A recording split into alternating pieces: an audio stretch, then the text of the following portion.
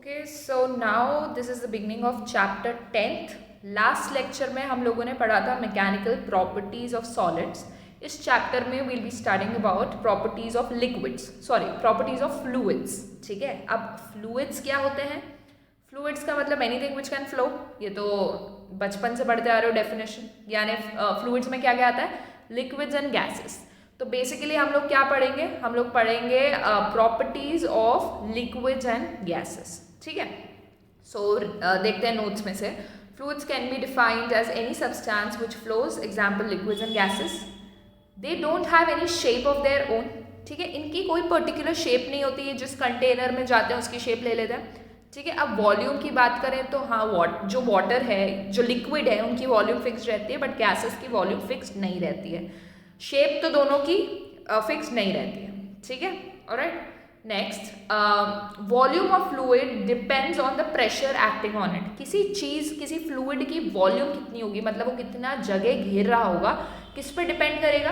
कि उस पर प्रेशर कितना अप्लाई करा जा रहा है। जितना ज़्यादा प्रेशर अप्लाई करोगे तो उसके पार्टिकल्स पास आते जाएंगे, मतलब वॉल्यूम उसका कम होगा। तो जो वॉल्यूम है वो कौन डिटरमाइन करता है? फ्लूइड्स का pressure. Alright. Next, very important, fluids offer very little resistance to shear stress and that's why their shape is not fixed. shear stress क्या होता था बेसिकली? जब किसी भी चीज़ को टेंजेंशियली फोर्स लगे। ठीक है, इस तरीके से। तो अब खुद सोचो, आप लिक्विड में इस तरीके से टेंजेंशियली फोर्स लगती है क्या? नहीं। अगर कहीं से थोड़ा बहुत स्ट्रेस आ रहा होगा तो अपनी शेप चेंज कर लेगा, वैसे फ्लो कर लेगा। ठीक है, वो रेजिस्ट नहीं कर सकता। ऐसा नहीं कि वो अपनी सॉलिड की तरह शेप को रीगेन करने की कोशिश करे, इसलिए तो उनका शेप फिक्स नहीं होता। कभी भी किसी कंटेनर में डालोगे, जिस कंटेनर में इसको पोर कर रहे हो, तो उस कंटेनर की वॉल्स क्या कर रही है? लेयर पे शेयर स्ट्रेस लगा रही है। शेयर स्ट्रेस की वजह से इसका जो शेप है फ्लूइड का, वो चेंज हो रहा है। ठीक है, तो जब भी हम किसी भी फोर्स की बात करेंगे जो फ्लूइड पे लग रही है, तो वो हमेशा नॉर्मल होगी। कौन सी? Normal. We'll never talk about shear stress, क्योंकि शेयर का यहाँ पे मतलब ही नहीं है। ठीक है, शेयर लगेगी, कुछ फर्क नहीं पड़ेगा, वो अपनी शेप चेंज कर लेंगे। समझ आई बात? तो we'll be talking about normal force. तो कभी भी फोर्स लगे, that is normal force. Alright, okay. अब मेन चीज, जब भी हम फ्लूइड्स की बात करते हैं तो एक जो सबसे इंपॉर्टेंट चीज होती है, दैट इज प्रेशर, क्योंकि हमें पता है कि pressure is determining the volume of the fluid. ठीक है, तो प्रेशर तो पढ़ना पड़ेगा।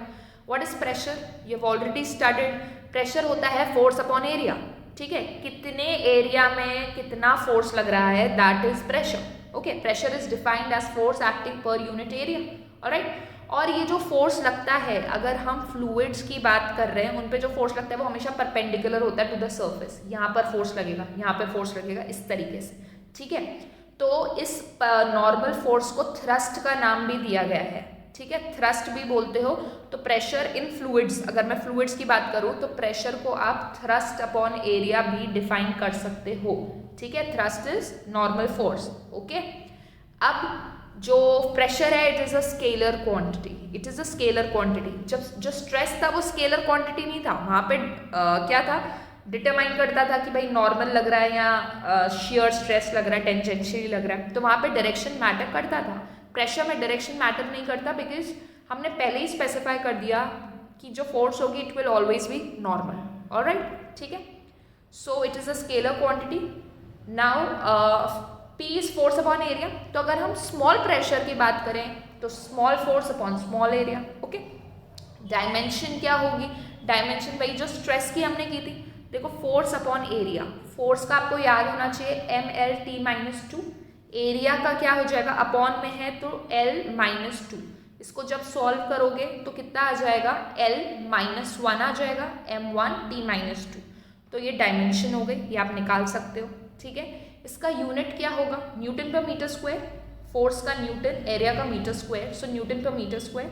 इसका एक और यूनिट, ऐसा यूनिट, इसको क्या बोलते हैं? पास्कल। जैसे फोर्स के लिए हम न्यूटन बोलते हैं, वैसे प्रेशर के लिए हम बोलते हैं पास्कल। ऑलराइट, इसके और भी बहुत सारे यूनिट्स हैं जो हम सेकेंड लेक्चर में पढ़ेंगे। As of now you need to remember one more unit and that is ATM। ATM is atmospheric pressure. ये भी बहुत ज़्यादा यूज में आता है। और रिलेशन क्या होता है ATM और पास्कल में? 1 atmospheric pressure is equals to 1.013 into 10⁵ pascal. ठीक है, यानी approximately equal to 10⁵ pascal. Alright, okay. Now, greater is the force, more is the pressure, lesser the area, more is the pressure. अब देखो, pressure का formula था force upon area. इसका मतलब pressure दो चीज़ों पे डिपेंड कर रही है, one is force, one is area. Force बढ़ाओगे तो प्रेशर बढ़ेगा क्योंकि दोनों डायरेक्टली प्रोपोर्शनल नजर आ रहे हैं. एरिया बढ़ाओगे तो प्रेशर कम होगा, एरिया बढ़ाओगे तो प्रेशर कम होगा. ठीक है, तो इसका एग्जाम्पल क्या है? A sharp knife cuts but blunt knife doesn't. Sharp knife में क्या होता है, जो उसकी धार होती है जहाँ से कटता है वो बहुत ही ज़्यादा पतली होती है, तो उसका एरिया कम हो गया और आप उतनी फोर्स लगा रहे हो. सपोज फोर्स आपकी फिक्स्ड है, एरिया कम हो गया तो जो प्रेशर है वो ज़्यादा हो जाएगा एरिया कम होने की वजह से. तो जो वेजिटेबल्स है कुछ भी है वो ईजिली कट हो जाएगा. जबकि जो ब्लंट नाइफ है उसका क्या होगा, जो उसकी धार होती है जहाँ से कटता है वो थोड़ी मोटी होती है, तो इस वजह से आप उतनी फोर्स अप्लाई करो लेकिन प्रेशर कम लगेगा बिकॉज ऑफ द एरिया. तो ये बातें तो बहुत क्लियर है, ये तो पहले भी पढ़ रखी हैं. ठीक है, तो एक इसका एग्जाम्पल जिसमें कुछ नहीं करना, डायरेक्ट फॉर्मूला लगाना है. A 50 kg girl wearing high heels balances on a single heel. The heel is circular with diameter 1 centimeter. What is the pressure exerted? अच्छा, प्रेशर का फॉर्मूला होता है फोर्स अपॉन एरिया. एरिया इधर किसका निकालोगे? Heal का. हील का जो सरफेस है वो सर्कुलर है, ऑब्वियसली इसी तरीके से हील होती है. ठीक है, तो डायमीटर गिवन है 1 centimeter, उससे रेडियस आ जाएगा, उससे एरिया आ जाएगा पाई आर स्क्वायर. अब फोर्स निकालना है. फोर्स कौन सा लग रहा होगा? जो लड़की का जो मास है उसकी वजह से फोर्स लग रहा होगा ना, उसके वेट की वजह से, तो फोर्स हो जाएगा m/g. फोर्स पता चल गया, एरिया पता चल गया, प्रेशर निकाल सकते हो. ठीक है, तो इसका आंसर आता है 6.24 × 10⁻⁶. ये करके देख लेना. ठीक है, यार ना भी करना क्योंकि बहुत ही बकवास सा ऐसे एग्जाम्पल है. तो एक क्वांटिटी हमने पढ़ी प्रेशर. अब दूसरी क्वांटिटी है डेंसिटी. डेंसिटी बहुत इंपॉर्टेंट होती है. ठीक है, डेंसिटी का फॉर्मूला क्या होता है? पहले तो मास अपॉन वॉल्यूम ना. Density is mass upon volume. It is defined as mass per unit volume. तो इसका SI यूनिट क्या होगा? इसका मास का होगा kg, इसका होगा meter cube. So kg per meter cube, that is the SI unit. But वो जो ज़्यादा यूज में आता है इट इज CGS यूनिट. ठीक है, तो CGS में मास का कितना होता है? ग्राम. और लेंथ का या वॉल्यूम का क्या हो जाएगा? Centimetre cube. तो CGS यूनिट क्या हो जाएगा? ग्राम पर सेंटीमीटर क्यूब. ऑलराइट, अब आपको इसका डायमेंशन लिखना है. तो डायमेंशन मास अपॉन वॉल्यूम. मास का होता है kg मतलब m1, और वॉल्यूम क्या हो जाएगा? नीचे तो L⁻³ और T तो 0 है, तो m1 L⁻³ T0. ऑलराइट, ठीक है. Now density of water at 4 degree centigrade is 1000 kg/m³ और 1 ग्राम पर सेंटीमीटर क्यूब. तो जब भी वाटर की डेंसिटी बहुत इंपॉर्टेंट है. वाटर की डेंसिटी इसलिए इंपॉर्टेंट है क्योंकि जब भी हम चेक करेंगे किसी भी चीज़ को तो हम उसकी वाटर से ही कंपेयर करते हैं डेंसिटी. ठीक है, और एट 4 डिग्री सेंटीग्रेड क्यों लिखा है? ये पर्टिकुलर टेम्परेचर है क्योंकि देखो विद टेम्परेचर जो डेंसिटी है वाटर की वो चेंज होती है. ठीक है, और वाटर की डेंसिटी का बहुत एनॉमलस बिहेवियर होता है. ये आपने पहले भी पढ़ा था. कुछ इस तरीके का ग्राफ होता है कि 4 डिग्री पे ये इस तरीके से शो करता है. तो हम लोग पर्टिकुलरली 4 डिग्री पर ही लेके चलते हैं. Alright, so you just need to remember कि density of water in SI unit is 1000 and in CGS unit it is 1. ठीक है, नेक्स्ट इज रिलेटिव डेंसिटी. ये भी आप लोगों ने क्लास 9 में पढ़ा है. रिलेटिव डेंसिटी वर्ड आ गया रिलेटिव, मतलब आप किसी से कंपेयर कर रहे होगे.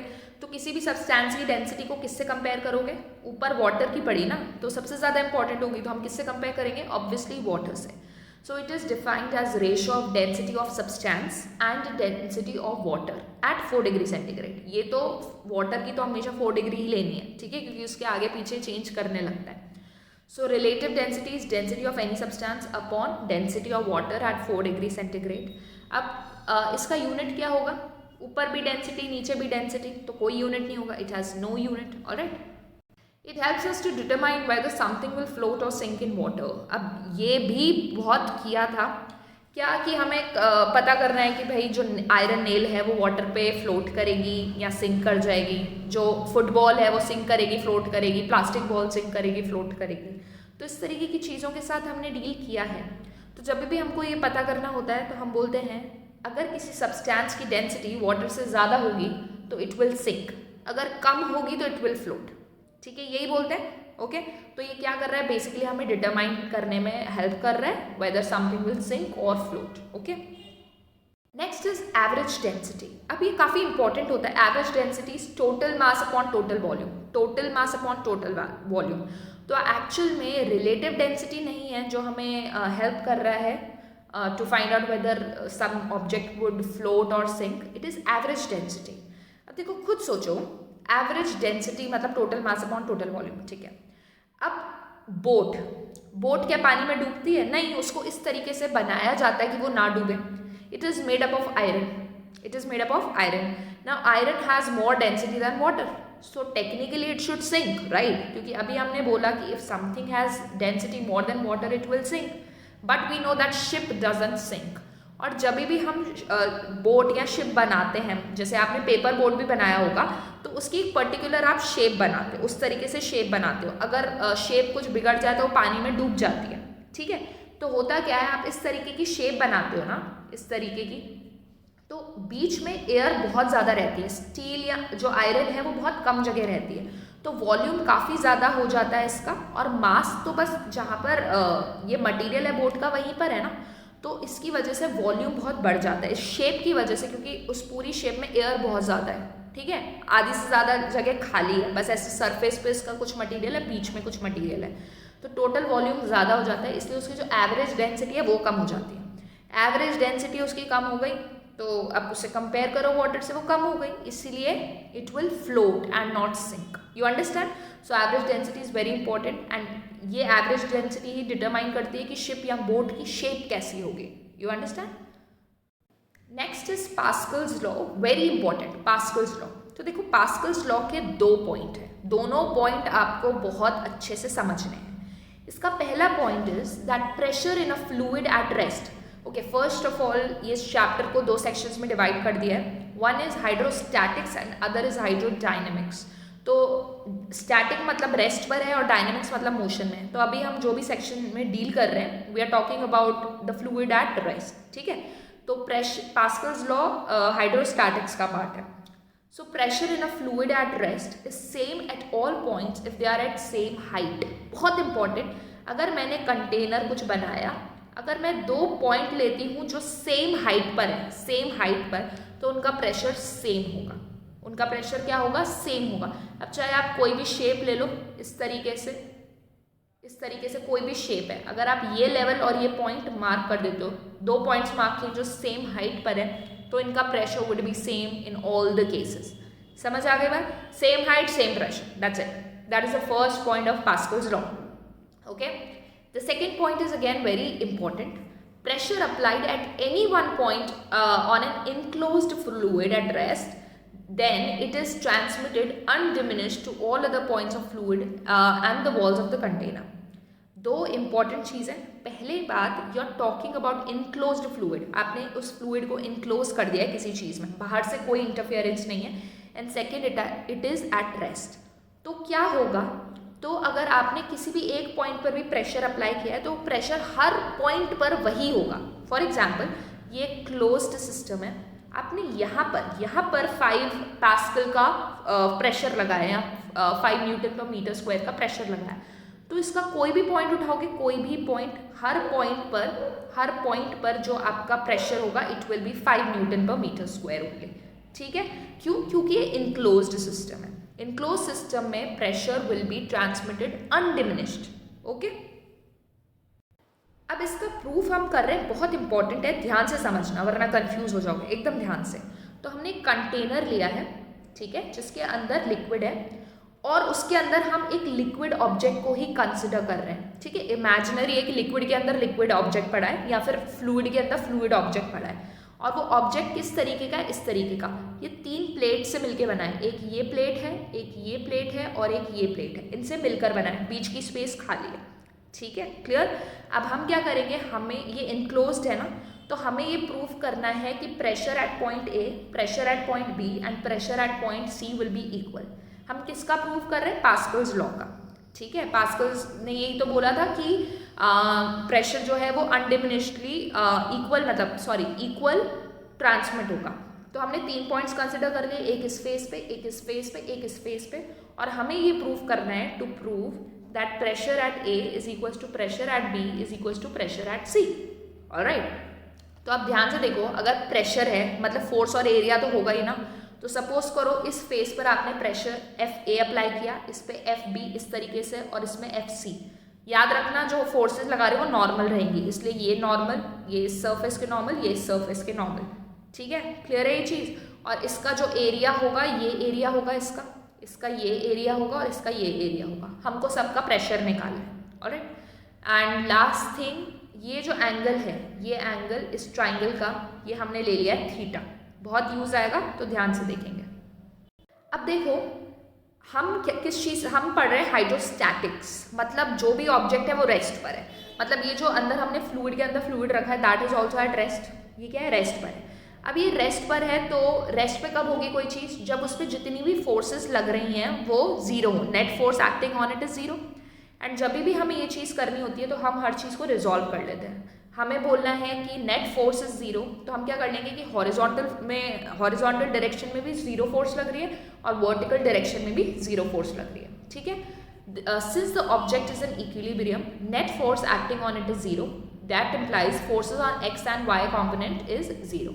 ठीक है, अब ध्यान से देखो, ये Fa तो सिर्फ और सिर्फ वर्टिकल डायरेक्शन में लग रही है, इसका कुछ हॉरिजॉन्टल पार्ट होगा ही नहीं। Fc सिर्फ और सिर्फ हॉरिजॉन्टल में लग रही है। और अब जो ये Fb है, Fb ये इस तरीके से लग रही है कि आप इसको रिजॉल्व कर सकते हो। तो हमने इसको इस और इस कॉम्पोनेंट में रिजॉल्व कर दिया। ये एंगल अगर थीटा है तो ये एंगल भी थीटा होगा। This is a little trigonometry, geometry basically you can do. Alright, तो if this is Fb, this is theta, तो ये Fb cos थीटा हो गया। मैंने बताया जब भी जिस साइड में थीटा होगा वहाँ पे cos आएगा, तो this is Fb cos theta and this is Fb sin theta. ठीक है, तो we have resolve the forces. अब ध्यान से देखो, if you talk about X direction में क्या होगा, एक तो ये Fc लग रही है फोर्स और एक्स डायरेक्शन में Fb sin थीटा लग रही है। तो अगर, और दोनों ऑपोजिट डायरेक्शन में, तो इक्विलिब्रियम कब होगा, जब Fc will be equal to Fb sin theta. ठीक है, ये क्लियर है सबको।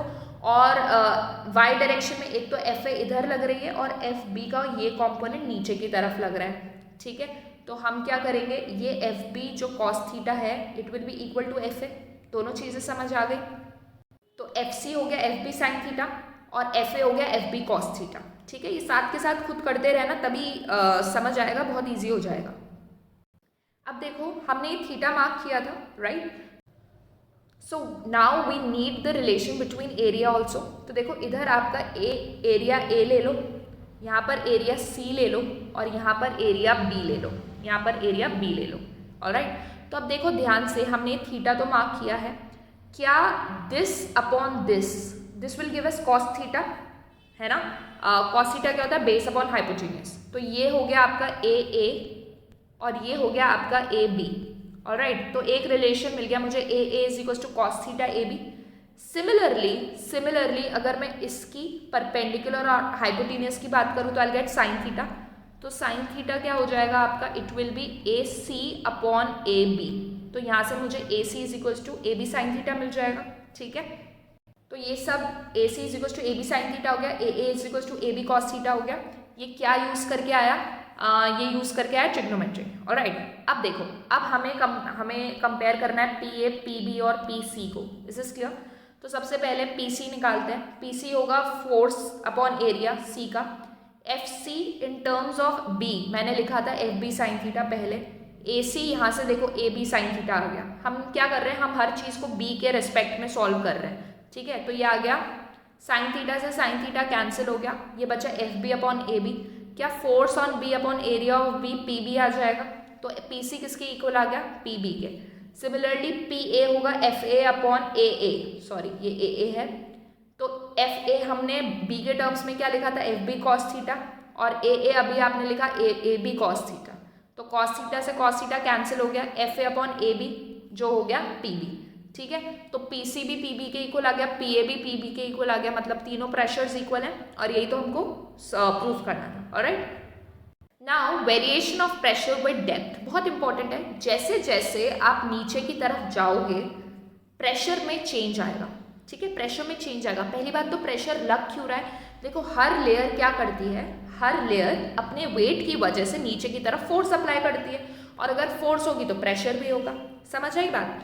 तो अगर आप एकदम बिल्कुल बिना प्रूफ वगैरह के भी सोचोगे कि हर लेयर फोर्स अप्लाई कर रही है बिकॉज ऑफ इट्स वेट, तो जैसे आप नीचे जाओगे लेयर्स बढ़ती जाएंगी, मतलब उनका फोर्स बढ़ता जाएगा, फोर्स बढ़ेगा तो प्रेशर बढ़ेगा। मतलब ये तो एकदम क्लियर है कि जैसे जैसे नीचे जाओगे प्रेशर बढ़ेगा। ठीक है, अब हमको क्या करना है, हमको इस चीज़ को प्रूव करना है। ओके, तो अब हमको ये प्रूव करने के लिए हमने क्या कंसिडर किया है, एक फ्लूइड सिलेंडर है, उसके अंदर एक इमेजिनरी एक फ्लूइड बीकर है, उसके अंदर इमेजिनरी फ्लूइड सिलेंडर रखा हुआ है। हम दो पॉइंट्स कंसिडर कर रहे हैं, एक ये पॉइंट है, एक ये पॉइंट है। ठीक है, एक पॉइंट 1 है, एक पॉइंट 2 है, दोनों पे फोर्सेस लगेंगी। ठीक है, एक पे नीचे की तरफ फोर्स लग रही है F1 और इस पे ऊपर की तरफ F2 लग रही है। अब आप सोचोगे कि ऊपर की तरफ क्यों फोर्स लग रही है, तो देखो ये क्लास 9th में आपने पढ़ा है, जो हम आगे जाके अभी भी पढ़ेंगे। इट इज़ कि हर जो लिक्विड है वो अप थ्रस्ट प्रोवाइड करता है ऊपर की तरफ। हर जब भी आप किसी चीज़ को नीचे डालने की कोशिश करते हो तो वो जो पानी है ऊपर की तरफ धक्का देता है, दैट इज़ बॉयंसी, जो आप आगे के लेक्चर्स में पढ़ोगे। तो अभी ये समझ लो कि ऊपर की तरफ से एक फोर्स एक्ट कर रहा होगा because of the layers of liquid, और नीचे की तरफ से अप थ्रस्ट फोर्स एक्ट कर रही होगी F2। ऑलराइट, अब देखो ऊपर की तरफ से F1 तो एक्ट कर ही रहा है, साथ में ये जो सिलेंडर आपने रखा है इसका मास भी तो होगा, तो मास की वजह से फोर्स नीचे आएगा। तो अगर आप इसका फ्री बॉडी डायग्राम बनाओगे, जो हमने बहुत किया है, तो वो क्या हो जाएगा, F1 plus mg is equal to F2। ऊपर से क्या आ रहा है, F1 और mg। अब पहली बात की इक्वल क्यों हुआ, इक्वल इसीलिए हुआ ये चीज़ क्योंकि the body is at rest, because we are talking about hydrostatics. ठीक है, हाइड्रोस्टैटिक्स मतलब एवरीथिंग इज एट रेस्ट। ये रेस्ट में तभी होगी जब ऊपर का फोर्स इज इक्वल टू नीचे का फोर्स। ठीक है, तो हमने क्या लिख दिया, F1 plus mg is equal to F2। Okay, इसका मतलब F2 minus F1 is equal to mg, ये रिलेशन आ गया। अब हमें प्रेशर की बात करनी है। हम जो लॉ पढ़ रहे हैं, जो भी ये थ्योरम पढ़ रहे हैं, वो about it is about pressure. तो प्रेशर कब मिलेगा हमको, when we divide force by area. तो हम क्या करते हैं, दोनों साइड एरिया से डिवाइड कर देते हैं। तो F2 by A minus F1 by A is equal to mg by A. Clear है, ठीक है। F2 बाई ए क्या होगा, it will be the pressure at bottom surface, average pressure at bottom of the surface. और F1 by A क्या होगा, average pressure at the top surface. ठीक है, तो बेसिकली F2 बाई ए को मैं P2 लिख सकती हूँ, F1 बाई ए को मैं P1 लिख सकती हूँ, और राइट हैंड साइड तो mg बाई ए ही है। ठीक है, अब देखो we know that density is equal to mass upon volume, ये पता है हमको। ओके, एंड वॉल्यूम को हम क्या लिख सकते हैं, because we are talking about cylinder, तो वॉल्यूम हो जाएगा area into height, A into H. ठीक है, तो मुझे बताओ यहाँ से मास क्या आ गया, m into rho, m is equal to rho in A H, ये आ गया। इस तरीके का डेरिवेशन हमने पहले भी किया है, तो m is equal to rho A H आ गया। ठीक है, अब m यहाँ पर रख दो, m की जगह रो ए एच, तो क्या हो गया, ये हो गया रो ए एच जी अपॉन ए से ए कैंसिल, तो आपको क्या मिल गया, P2 minus P1 is equal to rho H G. ठीक है, इसका मतलब आपको क्या मिल गया, that P2 is equal to P1 plus rho H G. तो ये आपने दो पॉइंट्स लिए थे, एक पॉइंट 1 ऊपर, पॉइंट 2 नीचे। अब देखो नीचे वाले में P1 में कुछ ऐड हो रहा है, इसका मतलब clearly P2 is greater than P1 ना, मतलब जैसे जैसे आप डेप्थ इंक्रीज करते जा रहे हो आपका प्रेशर इंक्रीज होता जा रहा है। ठीक है, तो इससे कुछ इंपॉर्टेंट चीज़ें हमें पता चलती हैं, जिसका जस्ट रिमार्क मैंने इधर लिखा हुआ है, डिटेल में हम नेक्स्ट लेक्चर में पढ़ेंगे। First is pressure due to liquid at any point inside the liquid is rho H G. अगर किसी लिक्विड की बात कर रहे हो अंदर, तो उसकी कितनी हाइट है, ये एच इस कितना अंदर है वो, ये नीचे से हाइट नहीं ऊपर से हाइट, तो उसका प्रेशर कितना होता है, रो एच जी होता है। ठीक है, पहली बात। Total pressure at depth h from the surface is P0 plus rho H G, where P0 is atmospheric pressure. अब ध्यान से देखो, अगर ये फ्लूइड है आपका, आप इधर कहीं पर प्रेशर कैलकुलेट करना चाहते हो, तो प्रेशर दो वजह से होगा, प्रेशर दो वजह से होगा। एक तो इसकी लेयर्स की वजह से, फ्लूइड की लेयर की वजह से, दूसरा ये एटमॉस्फेयर के कांटेक्ट में भी तो है। अब एटमॉस्फेयर में भी तो गैसेज हैं जो फ्लूइड हैं, तो वो भी तो प्रेशर अप्लाई करेंगी। तो जब आपको टोटल प्रेशर कैलकुलेट करना होता है, तो आप P0 यानी atmospheric pressure plus rho H जी, मतलब वो जो फ्लूइड के कारण प्रेशर है, दोनों को ऐड करोगे। समझ आ गई बात, ठीक है। अब ये जो एक्सेस प्रेशर आता है ना, ये मतलब P minus P0 is equal to H rho G. अगर लिक्विड नहीं आता होता तो सिर्फ एटमॉस्फेरिक प्रेशर लग रहा होता, लिक्विड की वजह से रो एच जी एक्स्ट्रा प्रेशर लग रहा है। So this excess pressure is known as gauge pressure, G-A-U-G-E, gauge, not gauge, gauge pressure. Gauge pressure भी हम next lecture में detail में पढ़ेंगे. So these were few of the important points, okay? Now last topic of today's lecture is hydrostatic paradox. Hydrostatic paradox, पहले तो मतलब समझ लो क्या है. हाइड्रो का मतलब होता है वाटर, स्टैटिक का मतलब है एट रेस्ट, एंड पैराडॉक्स का मतलब है something taking place surprisingly. Paradox मतलब कुछ ऐसी चीज़ हो गई जो आपने एक्सपेक्ट नहीं की थी. तो होता क्या है, हमने 3 वेसल्स कंसिडर किए. एक इस तरीके से ट्यूब था, एक इस तरीके से कोन और एक इन्वर्टेड कोन. ठीक है, और आपने बॉटम से लिक्विड भरना स्टार्ट किया.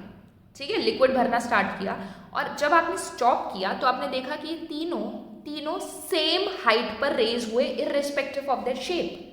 समझ आई बात? मतलब लोग ऐसा एक्सपेक्ट कर रहे होंगे कि अगर इसकी शेप बड़ी है तो पानी यहाँ पर कम होगा, ये ट्यूब है तो यहाँ ऊपर जाना चाहिए, बट ऐसा कुछ नहीं हुआ. इररिस्पेक्टिव ऑफ द शेप सबकी हाइट क्या आई? सेम आई. ऐसा क्यों होता है? देखो ध्यान से. अब अगर मैं लिक्विड की बात करूँ एट एनी पॉइंट, इधर अगर सेम हाइट की बात करूँ, सेम लेवल पर वो हैं, तो उनका प्रेशर सेम होगा.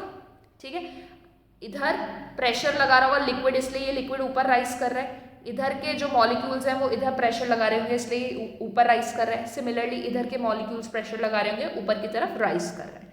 ठीक है, अब ये कितनी हाइट अटेन करेगा, वो कैसे होता है? प्रेशर का फॉर्मूला होता है एच रो जी. प्रेशर का फॉर्मूला क्या होता है? रो एच जी या एच रो जी.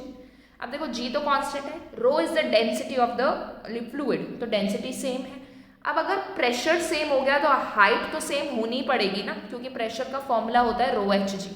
समझ आई बात? बिकॉज ऑफ दिस, क्योंकि जो प्रेशर है वो हाइट पे डिपेंड कर रहा है, तो इक्वल हाइट्स होंगी irrespective of their shapes. Clear है? So this is hydrostatic paradox. बाकी जो भी गेज प्रेशर, एटमॉस्फेरिक प्रेशर हमने पढ़ा, we'll discuss them in detail in the next section. Okay.